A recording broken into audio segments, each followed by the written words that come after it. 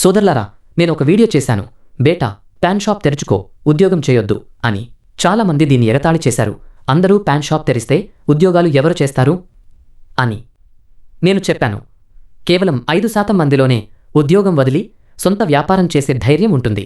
మిగిలిన వారు ఉద్యోగాలే చేస్తారు.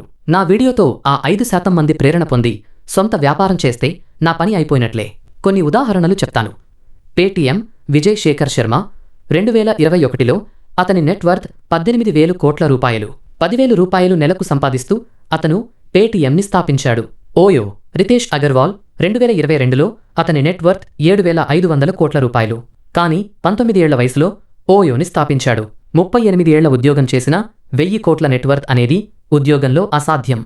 కానీ వ్యాపారంలో ఇది సాధ్యం.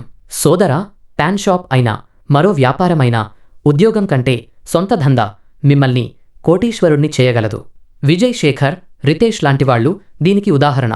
ప్రభుత్వ ఉద్యోగంలో 30 ఏళ్ల తర్వాత కూడా 5 నుండి 10 కోట్లు దాటడం కష్టం. కాబట్టి ధైర్యం చేయండి, రిస్క్ తీసుకోండి, సొంత వ్యాపారం ప్రారంభించండి. అర్థమైందా నేను ఏమి చెప్తున్నానో?